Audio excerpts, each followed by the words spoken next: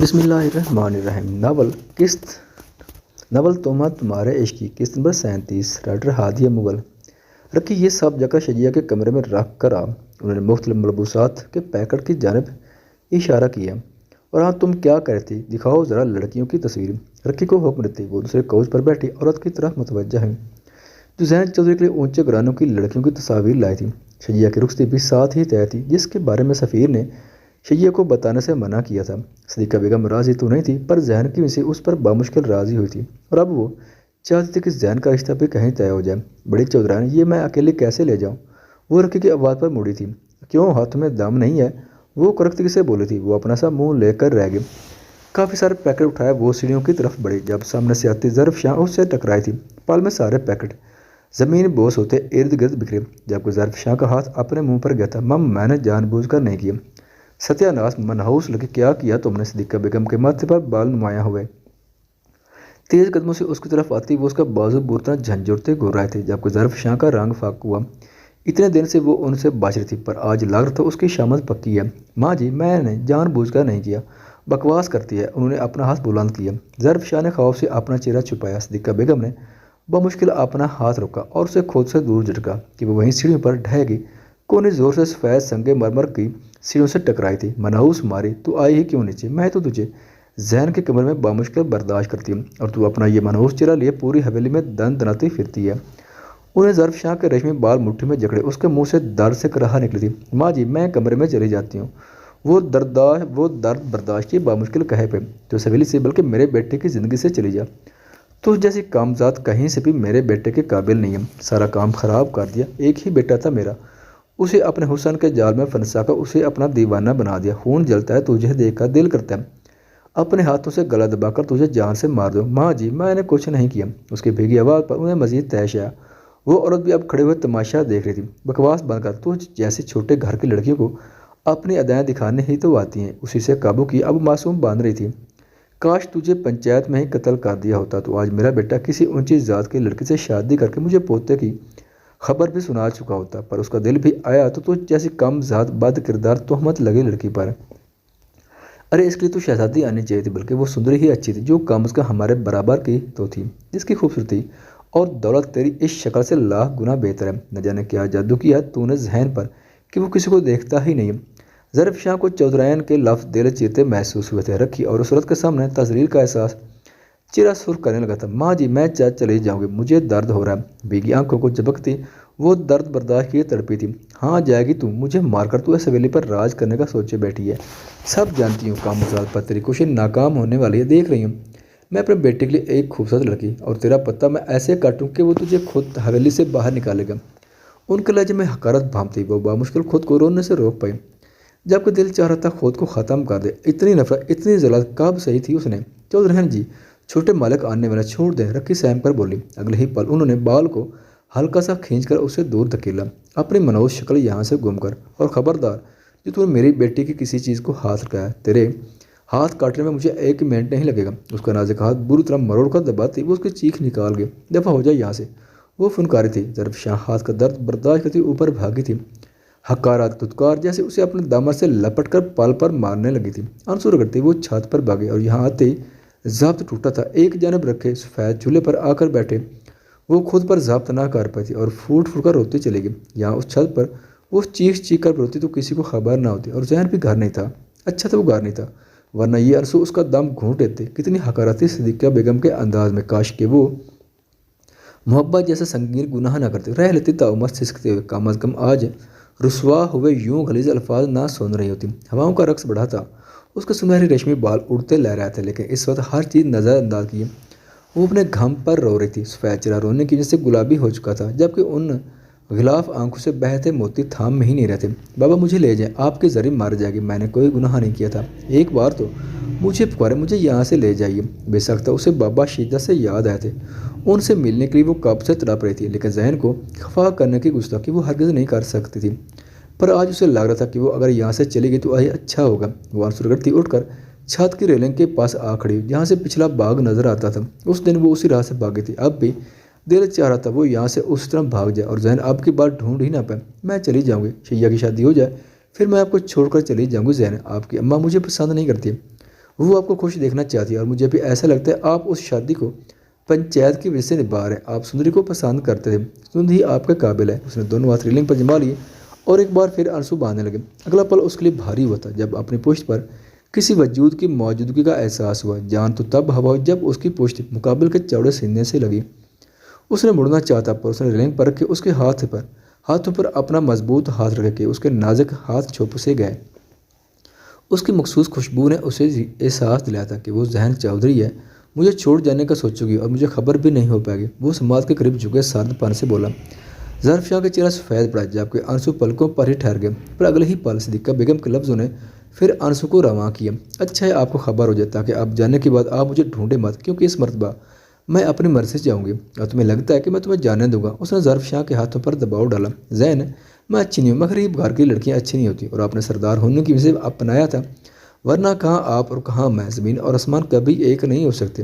آپ کے لیے تو کسی ریاست کی پری کو آنا چاہیے تھا جیسے سندری ہے۔ اس نے یکلس ظرف شاہ کے ہاتھوں کو اسی کی گرد باندھے اسے مزید شدت سے اپنے سینے سے لگایا بھینچ لیا۔ اس کی گرد کافی سخت تھی، پہلی مرتبہ وہ شخص اس شدت سے جکڑے ہوئے تھا اور اسے احساس ہو گیا تھا کہ وہ کچھ غلط بول چکی ہے۔ اسے اپنا سانس گھٹتا محسوس ہونے لگا تھا کیونکہ گرفت ہنوز سخت سے سخت ہو رہی تھی۔ زین، اس نے لب دبایا اسے پکارا جس کا چہرہ خون چھلک رہا تھا۔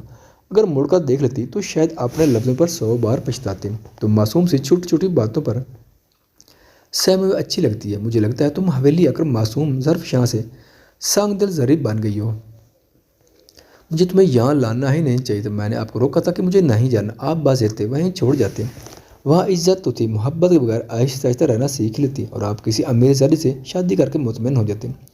وہ شکوہ کو نہ ہو ظرف شاہ، اتنا بولو جتنا بعد میں برداشت کر سکوں۔ اس کا لہجہ ہاتھ درجہ سار تھا، وہ کانپ کر رہ گئی۔ مجھے سانس نہیں آ رہا زین، وہ گرفت میں مچھلی تھی جو وہ غصے سے سخت کر گیا تھا، اور تم میرے دل کو بری طرح زخمی کیے سانسوں سے کھیل رہی ہو، اس کا حساب کون دے گا؟ اس نے گرفت ہلکی سی ڈھیلی کی مگر اسے آزاد نہیں کیا۔ خود کو بہت سمجھدار سمجھنے لگی ہو، تمہیں کس نے حق دیا کہ تم ذہن چودھری کی زندگی کے فیصلے کرو؟ تم میری بیوی ہو، میری مرضی تمہیں یہاں لاؤں یا نہیں۔ اس کی توقع کے برعکس جواب پر ظرف شاہ کو مزید شدت سے رونا ہے۔ آج میں بالکل بھی چپ نہیں کرواؤں گا، تم نے خود اپنے ہاتھوں سے میرا دل بری طرح زخمی کیا، اب اس کے بدلے تم تھوڑے آنسو بہا بھی لو تو کوئی مذائقہ نہیں ہے۔ زین، وہ مزید شدت سے پکارتی مڑی تھی اور اس کے سینے میں منہ چھپاتے رو رہی تھی۔ زین، میں آپ کے بغیر مر جاؤں گی، آپ کی اماں مجھے پسند نہیں کرتی، پر اس میں میرا کیا قصور کہ میں غریب ہوں اور ویل میں آنا نہیں چاہتی تھی، آپ ہی لائے تھے، اور وہ کہتی ہیں میں کمی کمین کو اپنی بہو نہیں مانتی۔ تبھی وہ آج آپ کے لیے نئی لڑکی دیکھ رہی تھی، وہ بھلے آپ کے لیے لڑکی دیکھ لیں کیونکہ مجھے پتہ ہے میں کبھی بھی آپ کے قابل نہیں ہو سکتی۔ آپ نے اس دن کہا تھا کہ پنچایت کے فیصلے ماننا میری مجبوری ہے، آپ مان لیں پنچایت کا ہر فیصلہ۔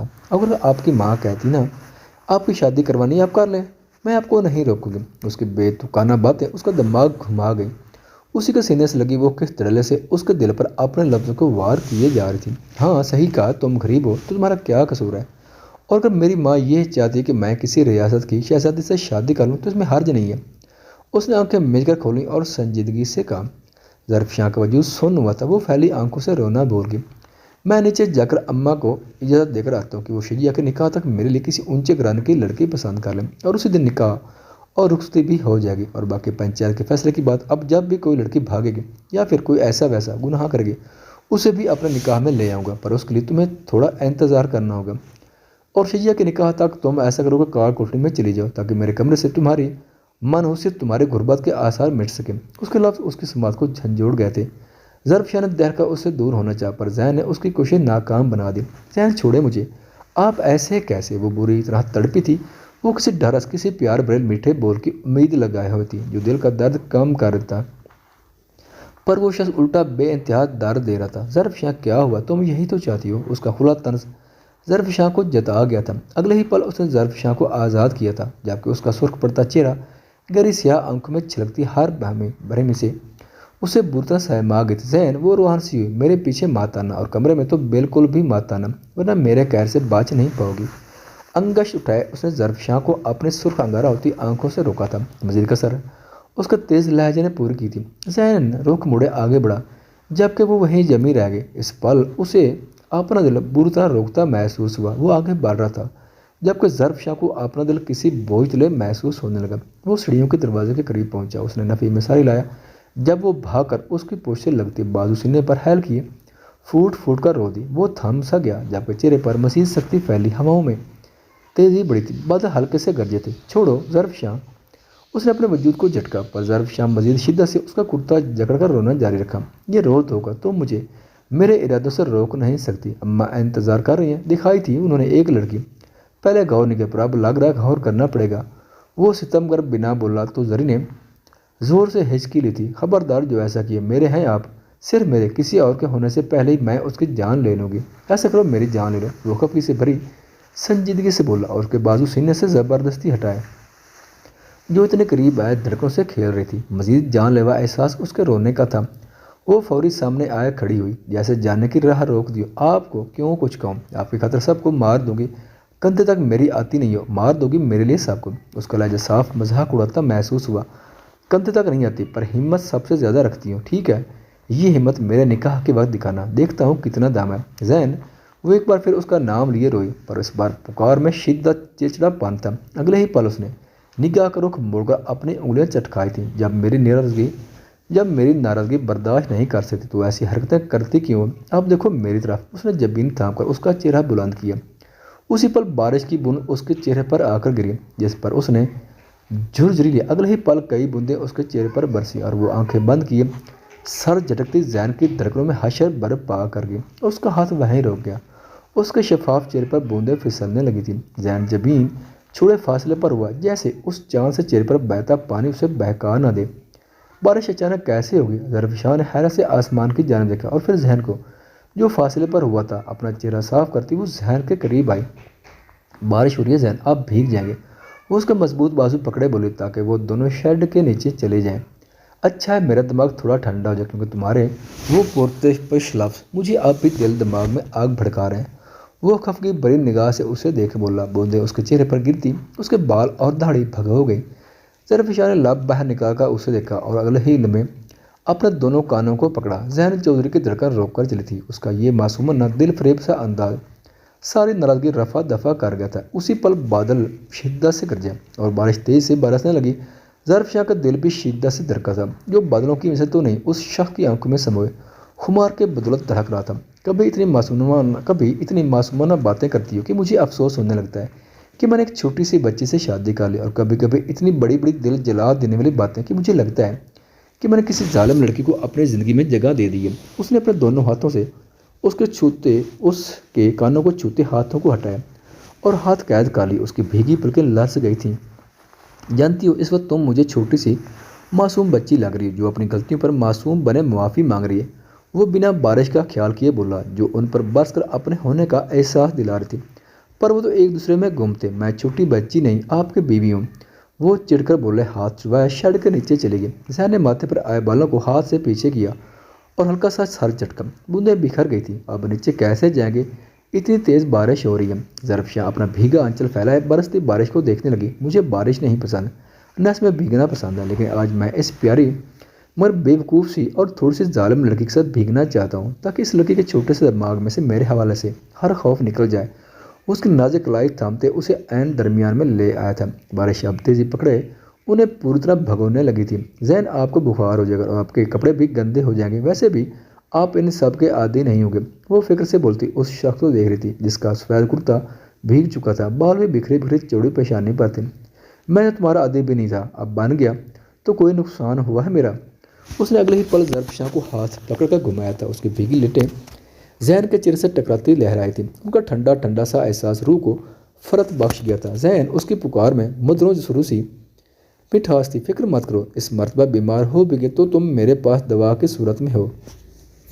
اس کی پشت پر دونوں بازو پھیلائے وہ ان آنکھوں میں دیکھتا تھام گیا تھا۔ زری کو لگا ذہن چودھری کی آنکھوں نے اس کی نگاہ کو جکڑ لیا ہے، وہ حصار میں آ گئی ہے۔ بارش کی وجہ سے عکس دھندلا تھا، پر روح کے لیے شفاف ترین تھا۔ ان آنکھوں نے باندھ لیا ہے مجھے ظرف شاہ، اب اگر تم بھی کہو گی تب بھی یہ سیر نہیں ٹوٹے گا، کسی کا جادو نہیں چلے گا۔ ہاں، تم جادو کرو تو وہ ضرور کام کرے گا اور مجھے تمہارا مزید اسیر کر دے گا۔ ان آنکھوں کو نرمی سے چھوئے اس نے ان بوندوں کو بھی مان بخش دیا تھا۔ کچھ پل پہلے جو نگاہیں غم سے بھیگ رہی تھیں اب خوشی سے بھیگی تھیں۔ یقین کر لو ظرف شاہ کہ تمہیں اپنا آیا ہے تو دل سے اپنایا ہے۔ محبت کی امرت میں خیانت نہیں کی جاتی، اور تمہارا ذہن تمہارے معاملے میں بہت ایماندار ہے، اس نے فضوخی سے کہہ کر اس نے بھیگی آنکھوں کو رگڑا۔ وہ اگلے ہی پل حیران ہوئی تھی۔ آپ کو کیسے پتہ چلا؟ جیسے تمہیں پتہ چل جاتا ہے، اس کے جواب پر وہ لجائی تھی۔ اس نے ایک بار پھر ظرف کی پوش کو سینے سے لگایا اور اس کے ہاتھ کو اپنے ہاتھ پر رکھ کے سامنے پھیلایا۔ بارش کا پانی اس کی ہتھیلی میں جمع ہونے لگا تھا۔ بارش کے قطروں کو اپنی شفاف ہتھیلی پر ٹھہرایا۔ مجھ سے وعدہ کرو تم صرف میری رہو گے، مجھے چھوڑ کر نہیں جاؤ گے۔ ظرف نے گردن مڑ کر اسے دیکھا جس کی آنکھوں میں آس تھی۔ اس نے میں سر اس بات میں ہلایا پر پھر جواب دیا تھا، میں نے بارش کے قطروں کو ہتھیلی میں لیے، وعدہ کرتی ہوں کہ میں ہمیشہ آپ کے پاس رہوں گی۔ زین نے اطمینان سے اپنا سر پیچھے گرا کر چہرہ اوپر کر لیا۔ زری نے بھی اس کا عمل دہرایا، اس کے کندھے پر سر ٹکایا، اس نے چہرہ بلند کیا۔ ابر رحمت دونوں پر برس کر بادل کو ایک بار پھر گرجنے کی نوید دے گئی تھی۔ بادل گرجا تھا جیسے ان دو شفاف روحوں کو دیکھ کر خوشی سے جھوم گیا ہو۔ اکثر آج کا کھانا میں بناؤں، وہ کچن میں کھڑے ملازمت سے مخاطب ہوئے۔ سارا دن وہ خوف سے اپنے کمرے میں نہیں رکی تھی، اگر گئی بھی تھی تو اکثر کو ساتھ لے کر گئی تھی۔ وہ آج نہ جانے کس وقت گیا تھا، اب بڑھتے سائے اسے پریشان کرنے لگے تھے۔ دل ہی دل میں وہ روز کی دعائیں مانگتی کچن میں تاکہ اکثر کے ساتھ رہ سکے۔ نہیں بی بی جی، صاحب تو میرا قتل ہی کر دے گا، ملازمہ نے جھرجھری تھی۔ کیوں؟ نبی متعجب، آپ کو نہیں پتہ بی بی جی، صاحب نے کہا تھا کہ آپ کا بہت خیال کرو، آپ کو کسی کام کو ہاتھ نہ لگانا دو کیونکہ آپ کو کوئی کام کرنا ہی نہیں آتا۔ یہ بات انہیں بھی پتہ ہے، مجھے یہ تو نہیں پتہ آپ دونوں میں کیا ناراضگی ہے، پر مجھے ایسا لگتا ہے وہ آپ سے بس اوپر سے ناراض ہے، دل سے وہ آپ کو بہت چاہتے ہیں۔ انابیہ کے چہرے پر خوشگواری پھیلی تھی۔ واج نے کہا تھا ایسا، اور تمہیں بھی ایسا لگتا ہے؟ اکثر کے سامنے ہاتھوں پر اپنے گورے ہاتھ رکھے وہ اسے تسلی چاہتی تھی۔ بی بی جی کیا ہو گیا؟ ہم ملازم ہیں بی بی جی۔ کیا مطلب؟ وہ حیران ہوئی۔ مطلب آپ ایسے میرے ہاتھ پکڑ رہی ہیں، آپ کے ہاتھ بھی گندے ہو جائیں گے۔ کیوں؟ تمہارے ہاتھ تو صاف ہیں۔ پر اگلے ہی پل وہ ٹھٹکی تھی۔ پاگل لڑکی، تم کتنی اچھی، اور یہ بڑا چھوٹا کچھ نہیں ہوتا، بلکہ تم نہیں جانتی تم نے آج میرے دل پر پڑے بوجھ کو ہٹایا۔ اگلے ہی پل وہ اس کے گلے جا لگی تھی۔ بی بی جی اکثر دہل ہی گئی تھی۔ اچھا چھوڑو یہ سب، تو کھانا کیسے بناتے ہیں؟ وہ اکثر کو ہکا بکا چھوڑے سٹو کے پاس کھڑی ہوگی۔ جاگ جاؤ، ایسا بھی کوئی بڑا کام نہیں کیا میں نے، وہ منہ بگاڑے بولے تو اکثر شرمیلی مسکان برا چہرے لیے اس کی جانب مڑی۔ پاگل لڑکی، اب بتاؤ نا ورنہ وہاں آ جائیں گے، وہ جار چیک کی مصروفیت سے بولی تھی۔ بی بی جی ایسا کریں آپ نا، یہ ٹماٹر کاٹیں، میں پیاز کاٹتی ہوں، پھر یہ چکن دال بنائیں گے، پر مجھے تو لازانیہ بنانا ہے اور ساتھ ہی چائنیز سیلڈ اور چیزی سا پستہ۔ انابیہ دونوں ہاتھ رگڑے خوش دلی سے بولی تھی۔ وہاں صاحب تو یہ نہیں کھاتے، انہیں تو دیسی کھانے پسند ہیں، آج کھا لیں گے، بس تم انہیں بالکل نہ بتانا۔ وہ اب کینٹ کھولے چیزیں چیک کرنے لگی، کیبنٹ کھولے چیزیں چیک کرنے لگی۔ پاستہ بھی موجود تھا اور بقیہ لوازمات کی موجودگی بھی اسے جتا گئی تھی۔ وہ آج اس کی جانب سے غافل نہیں ہے، اتنے دن سے وہ بے رونق مردہ سے زندگی گزاری تھی، کل کا وہ خوفناک حادثہ اس کا آج اتنا خوشگوار بنا دے گا۔ اس ذرا بے اندازہ ہوتا تو اس خوفناک شکل والے کو خود انوائٹ کرتی۔ بی بی جی آپ بیٹھ جائیں ورنہ صاحب مجھے بہت ڈانٹے گا۔ انابیہ کو کچن بگاڑتے دیکھ اب وہ روانسی ہوئی تھی۔ کچھ نہیں ہوگا اکثر، تم یہ باقی سبزیاں دھو کر لاؤ، میں بس یہ شملہ مرچ کاٹ لوں۔ اگلے ہی پل اس کی چیخ نکلی تھی۔ بی بی جی کیا ہوا؟ وہ سبزیاں چھوڑتی اس کی جانب ہے۔ کچھ نہیں ہوا، تم بس پٹی لاؤ، میں باندھ لوں گی۔ اپنا وائٹ دوپٹے کو اس نے بے ساختہ انگلی اور انگوٹھے پر لپیٹ لیا۔ میں کہہ رہی تھی ہے اب صاحب بولیں گے؟ وہ گھبرائی تھی۔ پاگل، انہیں کون بتائے گا؟ بی بی جی اتنا بڑا زخم ہے، انہیں خود پتہ چل جائے گا، آپ کمرے میں جائیں۔ اکثر گھبرا چکی تھی۔ وہ مجھے نہیں دیکھتے تو زخم کیسے دیکھیں گے؟ آنکھوں کی جوت بوجھ گئی تھی۔ بی بی جی اف اتنا بھی نہیں ہے، تم پریشان مت ہو۔ اس نے دوپٹہ کھول کر زخم دیکھا تو خون مزید نکلا، جس کی بدولت اس نے ایک بار پھر انگلی پر تھوڑا دوپٹہ لپیٹ لیا۔ دوپٹہ سنبھالنا اسے اکثر نہیں آتا تھا، پر وہاج سے شادی کے بعد وہ خاصی احتیاط کرنے لگی تھی، اور اب جلد بازی میں وہی دوپٹہ خون سے خراب کر رہی تھی۔ بی بی دوپٹہ خراب ہو جائے گا۔ اوہ میں نے دیکھا نہیں۔ وہ دوپٹہ سائڈ پر رکھے اب نال کے نیچے ہاتھ کے خون روکنے لگی۔ دوپٹے پر خون کے بڑے بڑے داغ پھیل گئے تھے جو دوپٹہ بدنما بنا رہے تھے۔ وہ درد سے زیادہ اس وقت کھانا بنانا ذہن پر حاوی تھا۔ بی بی آپ کو درد ہو رہا ہے، ایسا کریں آپ پٹی کر لیں پھر کھانا بنا لینا۔ اچھا ٹھیک ہے۔ وہ باہر نکلنے لگی۔ جب دروازے سے اکثر کی والدہ اندر داخل ہوئے جن کے چہرے پر گھبراہٹ تھی، اماں اکثر ماں کے گلے جا لگی تھی۔ اماں آپ گھبرائی ہو کیوں ہیں؟ باجی اکثر کے ابا کی طبیعت خراب ہو گئی، وہ اکثر کو بلا رہے ہیں، اسے تھوڑی دیر کے لیے بھیج دی۔ ملازمہ نے انابیہ سے اجازت چاہی تھی۔ اماں صاحب بولیں گے؟ وہ انابیہ کے ہاتھ دیکھے بولی، نہیں تم جاؤ، انہیں میں کہہ دوں گی، بس تم جلدی آ جانا۔ اس نے اکثر کا پھیکا پڑتا چہرہ دیکھا تھا جو میں وہاج کو کہہ دوں گی اور اس پر میں بینڈیج کر لیتی ہوں۔ اکثر تذبذب کا شکار ہوئی، مگر اس نے بھیج کر ہی دم لیا تھا اور خود کمرے کی طرف گئی تھی تاکہ ہاتھ پر پٹی کر سکے۔ کب تک وہاج خود کو دو کشتیوں کا سوار رکھو گے؟ اس نے سرخ پڑتی نگاہ اپنے باپ پر ڈالی۔ کیا مطلب؟ تم اچھے سے جانتے ہو، کمال ملک نے اشارتاً سمجھایا تھا۔ وہ اب زیادہ تو نہیں مگر تھوڑے بہت ان سے ملنے لگا تھا۔ ان کی عادتوں میں بھی کافی فرق آ گیا تھا۔ پہلے جو واج کو فون نہیں کرنا پسند کرتے تھے اب اکثر اسے آنے کا کہہ دیتے۔ ان کی برسوں کی چھپی محبت عیاں ہوئی تھی تو وہ بھی کچھ حد تک ان کے ساتھ گھل مل گیا تھا۔ ماضی کی وہ کوئی بات نہیں کرتے تھے، نہ وہاج نے مناسب سمجھا تھا۔ گوڑے مردے اذیت کے سوا اور دے ہی کیا سکتے تھے۔ پولیس جاب جانے کی وجہ سے وہ اپنا آفس سیٹ کروا رہا تھا۔ اپنی خودداری پر وہ کوئی سودے بازی نہیں کر سکتا تھا۔ آج بھی وہ کمال ملک کے کہنے پر حویلی آیا تھا۔ آپ کیا چاہتے ہیں؟ میں چاہتا ہوں تو انابیہ بہو کو حویلی لے آؤ۔ اسے کس گناہ کی سزا دے رہے ہو؟ نوفل نے مجھے سب بتا دیا تھا، وہ معصوم لڑکی ہے۔ بس صنم کے ہاتھوں بیوقوف بن گئی۔ میں اتنے سال آپ کو یقین دلاتا رہا بابا، لیکن آپ نے یقین نہیں کیا۔ ایک غیر شخص کی باتوں پر آپ کیسے یقین کر سکتے ہیں؟ اس کے لہجے میں پھیلا درد انہیں پشیمان کر گیا تھا۔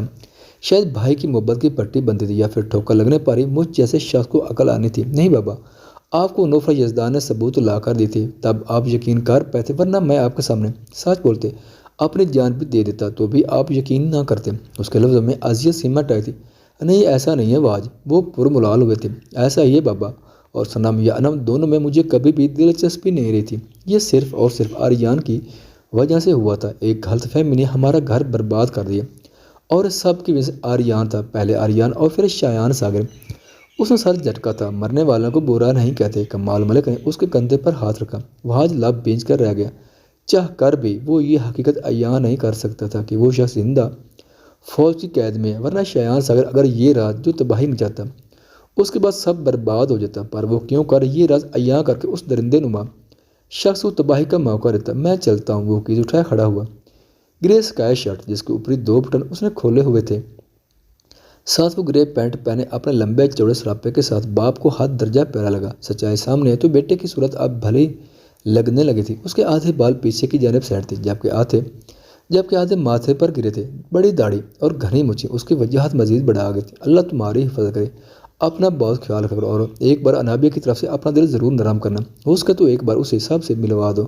اس کے ماں باپ کو کس بات کی سزا دے رہے؟ وہ تو تم پر اپنی بیٹی سے زیادہ یقین کرتے ہیں۔ کوشش کروں گا۔ چند لفظ کہہ کر وہ باہر نکلے۔ گھر کی جانب روانہ وہ کہہ ہی نہیں پایا تھا کیسے معافی۔ روز وہ کوئی لوگوں سے ملتا تھا اور اسے کوئی ایک شخص اس کی جاب کے بارے میں پوچھ کر زخم ہرے کر دیتا تھا۔ پولیس کی جاب اس کا جنون تھی، عشق تھا پیشے سے، اور ایمانداری اس کی راگ راگ میں تھی، پر آج اسے ایک بات دینا شخص کے طور پر مانا جاتا تھا۔ ایک کرپٹ پولیس افسر کا ٹھپا اس کے نام پر لگا دیا گیا تھا۔ اس ایک ویڈیو میں سے ملک کا سب سے بڑا دشمن اور سب سے جڑے لوگ آزاد گھوم رہے تھے، پر وہ کچھ نہیں کر سکتا تھا۔ روز کوئی نہ کوئی ہوتا حادثہ اسے جکڑ لیتا تھا۔ کئی بار وہ حادثات والی جگہ پر موجود پولیس افسر کو دیکھ کر وہ خود پر بامشکل قابو رکھ پاتا تھا، وگرنہ دل چاہتا تھا کہ وہ خود دشمنوں کو موت کے گھاٹ اتار دے۔ اسے اندازہ تھا کہ وہ یہ سب خود نہیں کر سکتا، پر وہ عادل اور جاوید کے ذریعے اب تک 3 مجرموں کو سزا دلوا چکا تھا۔ اب ان سب کا کیا فائدہ؟ میرا جنون مجھ سے چھین لیا گیا۔ اب تو شاید تاعمر میں نے یہ زخم ناسور کی طرح اپنے سینے پہ لیے جننا ہے۔ وہ تلخی سے سامنے دیکھنے لگا۔ اس نے گاڑی گھر کے راستے پر ڈالی تو شام کے سائے گہرے ہو رہے تھے۔ اسے گھر کی فکر ستانے لگی۔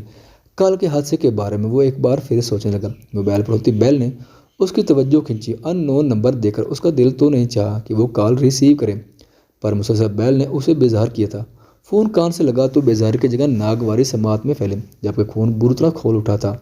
کال کیوں کی مجھے؟ وہ سردپان سے بولا۔ ایس پی صاحب، اتنا بھی کیا غصہ؟ پرانے یار ہیں ہم، بلا وجہ کال بھی نہیں کر سکتا۔ رانا شاکر کی آواز میں نمائشوں کی اس کے چہرے پر سرخی بڑھانے لگی تھی۔ وجہ بتاؤ کیوں کال کی ہے؟ کمال ہے ایس پی صاحب۔ ارے نہیں، اب تو تم صرف وہاج سلطان ملک ہو، عام سا وہاج سلطان جس کی ساری پاور، ایمانداری اس کی اپنی اعلیٰ کارکردگیوں کی وجہ سے ختم ہو گئی۔ اپنی بکواس بند کرو، وہ دھاڑا تھا۔ ابے غصہ کیوں کرتے ہو؟ خیر، فالتو باتوں میں وقت ضائع نہیں کرتے۔ وہ مجھے تم سے تمہاری بیوی کا پوچھنا تھا۔ وہاج کا خون کھولنے لگا۔ میرے بیٹے کو وہ کافی پسند آ گیا، اور جب تک وہ اسے حاصل کر کے یوز نہیں کر لے گا۔ وہاج کی کمپٹی کی راگ بری طرح پھڑکی تھی، جبکہ وجود میں کسی نے آگ بھڑکائی تھی۔ بکواس بند کر، میں تیرا خون پی جاؤں گا سالم۔ ابے یار، وہ تیری بیوی نہیں، تیری بربادی ہے، چھوڑ اسے دے میرے بیٹے کو۔ دوسری جانب سے شاکر نے گویا نمک چھڑکا تھا۔ وہ میری بیوی ہے، میری بیوی۔ وہاج سلطان کی عزت اس کی طرف دیکھنے کی کوشش بھی کی۔ تیری اور تیرے بیٹے کی آنکھیں نوچ لوں گا، اور وہ بیٹے کی حالت تو شاید بھول گیا ہے، پر اب لگتا ہے دوبارہ وہ یاد تازہ کرنا پڑے گی۔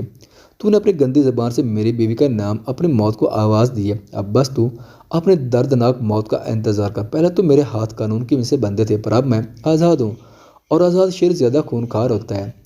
دوسری جانب سے اس کا جناتی کہکا اسے مزید اشتعال دلا گیا تھا۔ اس نے کال کاٹ کر گاڑی کی سپیڈ بڑھائی تھی اور یکلخت بری طرح دھڑا تھا۔ اس کی آواز کی گونج ویران سڑک پر کئی ساز پھیلی تھی۔ اس کا بس نہیں چل رہا تھا کہ وہ اس شخص کے ٹکڑے کر دے یا پھر اس کی آنکھیں ابھی کے ابھی نوچ لے۔ جس لڑکی کو وہ خود آنکھ بھر کر نہیں دیکھنا تھا، اس لڑکی پر وہ اور اس کا بیٹا گندی غلیظ نگاہ ڈالے بیٹھے تھے۔ وہ لاکھ بری سی، لیکن وہ اس لڑکی کے ساتھ اس ساتھ تک کبھی نہیں جا سکتا تھا۔ اس نے زور سے اسٹیئرنگ پر ہاتھ مارا۔ میری خاموشی کا ناجائز فائدہ اٹھا کر تو نے اچھا نہیں کیا۔ اب وحاش سلطان تجھے خود اپنے ہاتھوں سے موت کے گھاٹ اتارے گا اور تیرے سامنے تیرے بیٹے کی آنکھیں نکالوں گا۔ یہ وعدہ ہے وحاش سلطان ملک کا۔ 1 گھنٹے کا سفر وہ آدھے گھنٹے میں طے کیا۔ اپنے ایریا میں داخل ہوا۔ اسی پل اس کا دل بری طرح دھڑکا تھا۔ دل بے اختیار اس کی حفاظت کی دعا مانگنے لگا تھا۔ مین گیٹ کھلا دیکھ کر اس کا خوف پوری طرح ابھرا تھا۔ گارڈ بھی گیٹ پر موجود نہیں تھا۔ وہ گاڑی بند کرتے تیز سے اندر بھاگا۔ سبھی پیشانی پر پسینہ چمکنے لگا۔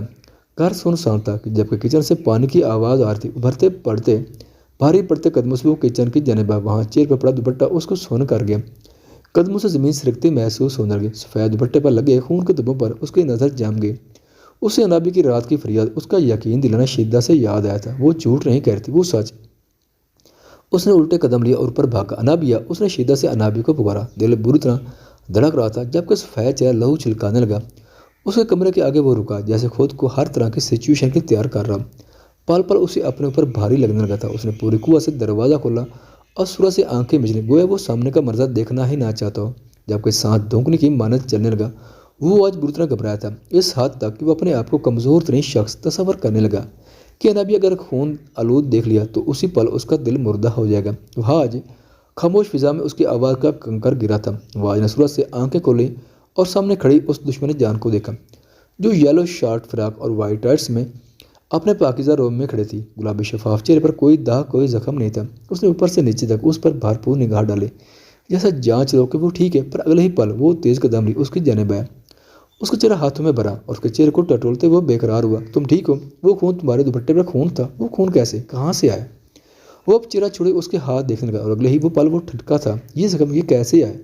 انگوٹھے انگلی پر بندھی پٹی کو دیکھتے وہ اس کے چہرے پر سرخ نگاہ ڈالے بولا، جو سون سی کھڑی اس کا یہ انداز ہضم کر رہی تھی۔ بولو انابی، یہ کٹ کیسے لگے؟ وہ اسے بازو سے پکڑ کر بری طرح جھنجھوڑ چکا تھا۔ یہ مم مجھے چھری لگ گئی تھی۔ وہ آج کے لہجے سے خوفزدہ ہوئی تھی، بے سخت تھا، اس کی ہچکی ابھری تھی اور اسے لگا لمحہ دل اور دماغ سب اس کے لیے روک گیا۔ اس نے شدت سے انابیہ کو خود میں بھینچ لیا۔ اس کی گرفت ایسا تک سخت تھی کہ انابیہ کو اپنی ہڈیاں چٹکتی محسوس ہوئی، پر دل تھما ہوا تھا۔ وہ خود تھام گئی تھی۔ یقین نہیں آتا کہ وہ ستم گر کے سینے سے لگی کھڑی اس کے ہاتھ درجہ قریب تھے کہ اس کی دھڑکن کو سن سکتی تھی۔ اس نے اپنے پہلو میں گرے بازوں سے اس کا سہارا لیا، کہیں وہ گر ہی نہ جائے۔ وہ نازک سے چھوٹی سی لڑکی بری طرح وحاج کے حصار میں جکڑی درد سے سسکی تھی۔ وحاج، وہ حواس بال کی بولی، پر اس نے مزید گرفت سخت کی جبکہ انابی کا چہرہ سرخ پڑا، گال بری طرح تپ اٹھے تھے۔ اس کی سرگوشی نے اسے بری طرح دہلا دیا تھا۔ اسے لگا اگر انابیہ کو اس نے ذرا سا بھی خود دور کیا تو وہ ہو جائے گی۔ رانا شاکر اور اس بیٹا درندوں کی طرح اس پر جھپٹ پڑیں گے۔ خبردار جو تم نے کچھ بولے، چپ رہو، تو مجھے یقین کر لینا تم ٹھیک ہو، کوئی تمہیں میرے علاوہ چھو نہیں سکتا، کوئی بھی نہیں۔ بکھرا الجھا لہجہ انابیہ سلطان کا دل شدت سے دھڑکا گیا۔ وہ حساس پن کی حد پر آ گیا تھا۔ کیسی تڑپ تھی، اسے یقین کرنا مشکل لگا تھا کہ وہ وہی وحاج سلطان تھا جو سانگ دے ہرجائی بنا اسے دیکھنا بھی گوارا نہیں تھا، اور اب اس شدت سے اسے خود میں سموئے ہوئے تھا کہ وہ کھول کر سانس بھی نہیں لے پا رہی تھی۔ کمرے کی خاموش فضا میں اس کی تیز چلتی سانسوں کی آواز گونج کر انابیہ کو احساس دلاتی کہ وہ کسی خوف سے لڑکا اس حد تک آیا ہے۔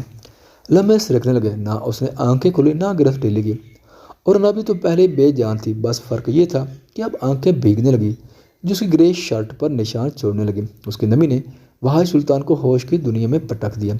گرفت ہلکی سے ڈھیلی، فسون ٹوٹنے لگے۔ اس نے اپنی میچی آنکھیں کھولیں اور کمرے میں نگاہ دوڑائی اور پھر نرمی سے انابیہ کو سامنے کیا کہ وہ کام کر فاصلے پر ہوئے۔ وہ کچھ زیادہ ہی دبلی پتلی سی تھی اور قد میں بھی وحاج سے چھوٹی تھی۔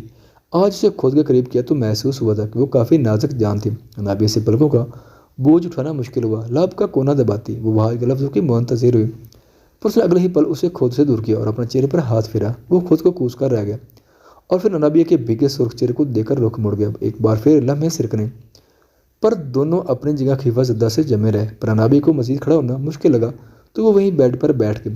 اب لرزتی انگلیوں کو وہ ایک دوسرے میں چھپانے لگی، کہیں وحاج نہ دیکھ لے۔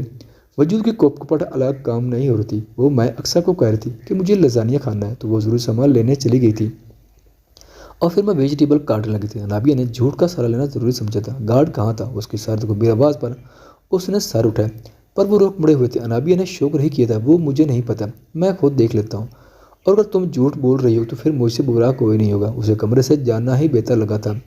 اپنے پرشدت بے اختیار عمل پر اسے اب شدید افسوس ہو رہا تھا، پر جاتے ہوئے بھی وہ اسے دھمکی دینا نہیں بولا تھا۔ انابیہ اپنی جگہ پر لرزی تھی۔ جھوٹ تو اس نے بولا تھا جس پر نہ جانے وہ شخص اتنی حسین قربت کے بعد کون سی سنگین سزا سناتا۔ جاری ہے، اپنی رائے کا اظہار ضرور کیجیے گا۔ ریڈرز کی فرمائش پر ذہن کا ذریعہ کا یہ سین لکھا ہے۔ اب مزید کوئی ڈیمانڈ نہیں کرنا۔ خواتین و حضرات، چینل پر آنے کا بہت شکریہ۔ اگر ویڈیو پسند آئے تو چینل کو سبسکرائب کریں اور ساتھ ہی بیل کے آئیکن کو لازمی پریس کریں تاکہ آنے والی ویڈیوز کی اپڈیٹ سب سے پہلے آپ تک پہنچ سکیں۔ شکریہ۔